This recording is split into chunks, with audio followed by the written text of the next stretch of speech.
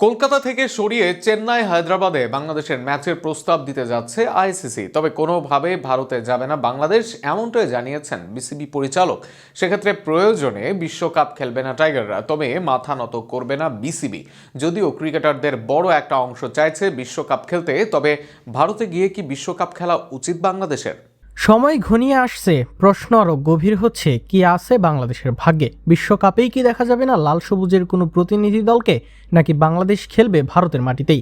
আইসিসির কোনো সম্ভাবনা আছে শ্রীলঙ্কায় বাংলাদেশের ম্যাচ নিয়ে যাওয়ার? প্রশ্ন অনেক হলেও আপাতত নিশ্চিত কোনো উত্তরই নেই। তবে জানা গিয়েছে শীঘ্রই বাংলাদেশকে এক প্রস্তাব দিতে যাচ্ছে আইসিসি, যেখানে বাংলাদেশের ম্যাচগুলোর জন্য দেশ না বদলে শুধু ভেন্যু বদলাবে।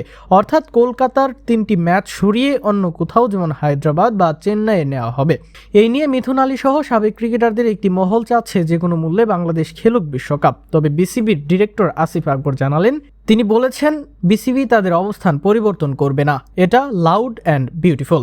এর আগে তিনি বলেন, আমরা আমাদের দর্শক, মিডিয়া এবং আমাদের অর্গানাইজার ও প্লেয়ারদের নিরাপত্তার কথা ভাবছি। প্লেয়াররা তো ক্রিকেট খেলবে, ওরা নিরাপত্তা নিয়ে ভাবলে খেলবে কিভাবে? তো সেই হিসেবে আমরা আপাতত ভাবলাম যে আলাপ, সেটা হচ্ছে আপনাদের নিশ্চয়ই মনে আছে শ্রীলঙ্কায় অস্ট্রেলিয়া খেলতে যায়নি এক সময়, তারা ওয়াক ওভার দিয়ে এসেছিল। বিকল্প ভেন্যু প্রসঙ্গে আকবর বলেন, আমরা ওরকম কোনো অপ্রীতিকর ব্যাপার চাচ্ছি না, আমরা চাচ্ছি আইসিসি একটা সমাধানে আসুক, এবং যেহেতু ভেন্যু শ্রীলঙ্কা ও ইন্ডিয়া, আমরা শ্রীলঙ্কা ফেভার করতে চাচ্ছি। আগামী 7 ফেব্রুয়ারি থেকে শুরু হচ্ছে বিশ্বকাপ। সূচি অনুযায়ী গ্রুপ পর্বে বাংলাদেশের 4টি ম্যাচ খেলবে, 3টি কলকাতায় ও 1টি মুম্বাইয়ে।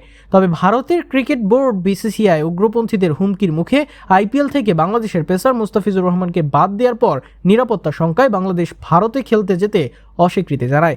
আইসিসি নিরাপত্তার বিষয়ে উদ্বেগের জায়গাগুলো জানতে চেয়েছিল, বিসিবি সেগুলো জানিয়েছে। বাংলাদেশের অংশগ্রহণ নিয়ে বিসিবি ও আইসিসির মধ্যে টানা আলোচনার মধ্যে দ্বিতীয়বার চিঠি দেওয়া হয়েছে।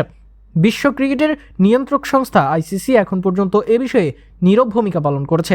এদিকে পিটিআই এর প্রতিবেদনে দাবি করা হয়েছে, বিসিবির একটি অংশ উপদেষ্টা আসিফ নজরুলের ভারতে দল না পাঠানোর অবস্থানকে সমর্থন করলেও আরেকটি অংশ আইসিসি ও ভারতীয় কর্তৃপক্ষের সঙ্গে আলোচনার পথ খোলা রাখার পক্ষে।